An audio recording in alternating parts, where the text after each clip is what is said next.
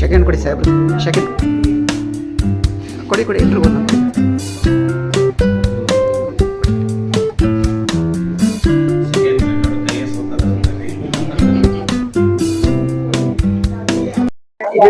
ಕರ್ನಾಟಕ ಪ್ರದೇಶ ಕಾಂಗ್ರೆಸ್ ಸಮಿತಿ ಬೀದಿ ಬರೆಯುವ ವ್ಯಾಪಾರದಿಂದ ಒಂದು ಮಹತ್ವದ ಸಭೆ ಇದೆ.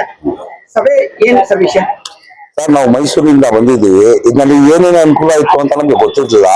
ನಮ್ಮ ರಸೂಲ್ ಸಾಹೇಬ್ರಿಗೆ ನಾವು ಮೀಟ್ ಆದ್ಮೇಲೆ ಗೊತ್ತು ಇದರಲ್ಲಿ ಏನೇನ್ ಕೆಲಸ ಆಗತ್ತೆ, ಏನೇನ್ ಆಗಲ್ಲ, ಏನೇನ್ ಇದೆ ಅಂತ ಎಲ್ಲ ಅವರು ನಮ್ಗೆ ತಿಳ್ಕೊಟ್ಟಿದ್ದಾರೆ. ಯಾಕಂದ್ರೆ ನಾವು 3ನೇ ಕ್ಲಾಸ್ 4ನೇ ಕ್ಲಾಸ್ನೇ ಓದಿರೋರು. ನಮ್ಗೆ ಏನ್ ಲೋನ್ ಬರುತ್ತೆ, ಏನ್ ಸಬ್ಸಿಡಿ ಬರುತ್ತೆ ಅಂತ ಅದೆಲ್ಲ ನಮ್ಗೆ ಸ್ಕೀಮೇ ಗೊತ್ತಿಲ್ಲ ಸರ್. ನಾವು 40 ವರ್ಷದಿಂದ ಫುಟ್ಪಾತ್ ನಲ್ಲಿ ವ್ಯಾಪಾರ ಮಾಡ್ತಾ ಇದೀವಿ ಅರಮನೆ ಹತ್ರ. ನಮ್ಗೆ ಏನ್ ತಗೋಬೇಕು, ಯಾವ ತರ ಲೋನ್ ತಗೋಬೇಕು, ಯಾವ ತರ ಮನೆಗಳು ತಗೋಬೇಕು, ಯಾವ ತರ ತಗೋಬೇಕು ಎಲ್ಲ ನಮ್ಗೆ ಏನು ಗೊತ್ತಿರ್ಲಿಲ್ಲ. ಒಂಚೂರು ನಮ್ಗೆ ಗೊತ್ತಿಲ್ಲ. ನಾವು 0%.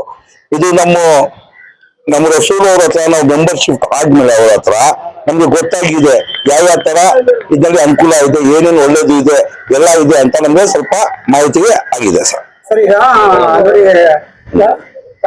ಕಾಂಗ್ರೆಸ್ ಪಕ್ಷದಿಂದ ಈಗ ಏನಿದೆ ಆಡಳಿತ ಪಕ್ಷ ಕಾಂಗ್ರೆಸ್ ಪಕ್ಷ ಯಾವುದೇ ಒಂದು ಜಾತಿ ಮತ ಭೇದ ಭಾವ ಇದ್ರೆ ಬಡವರಿಗೋಸ್ಕರ ಒಂದು 96,000 ಕೋಟಿ ಮೀಸಲಿಟ್ಟಿದ್ದಾರೆ. ಈ ಒಂದು 5 ಗ್ಯಾರಂಟಿ ಬಗ್ಗೆ ನಿಮ್ಮ ಮನಸ್ಸಿಂದ ಹೇಳಕ್ ಇಷ್ಟಪಡ್ತೀರಾ ಸರ್? ಸರ್, ಇದು ಬಹಳ ಒಳ್ಳೇದು ಮಾಡ್ತಾ ಇದ್ದಾರೆ. ನಮ್ಮ ರಸೂಲ್ ಸಾಹೇಬ್ರ ಹತ್ರ ಜಾತಿ ಪಾತಿ ಎಲ್ಲ ಜನಗಳಿಗೆ ಒಂದು ಒಳ್ಳೇದು ಮಾಡ್ಬೇಕು ಅಂತ ರೀತಿಯಿಂದ ಅವರು ಮುಂದಕ್ಕೆ ಬರ್ತಾ ಇದ್ರೆ ನಮ್ಗೆಲ್ಲ ಕರ್ಕೊ ಬರ್ತಾ ಇದಾರೆ ಸರ್ ಜೊತೆಯಲ್ಲಿ. ಪಕ್ಷ ಏನಿಸ್ತದೆ ಸರ್ ನಿಮ್ಗೆ? ಸರ್, ನಮ್ಗೆ ಬಹಳ ಒಳ್ಳೇದು ಕಾಣ್ತಾ ಇದೆ.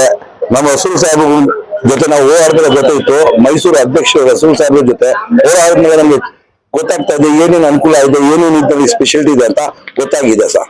ತುಂಬಾ ಥ್ಯಾಂಕ್ಸ್ ಅಂತೀವಿ ಅವ್ರಿಗೆ, ರಸೂಲ್ ಸಾಹೇಬ್ರಿಗೆ. ಮೈಸೂರು ಅಧ್ಯಕ್ಷ ಯಾಸಿನ್ ಖಾನ್.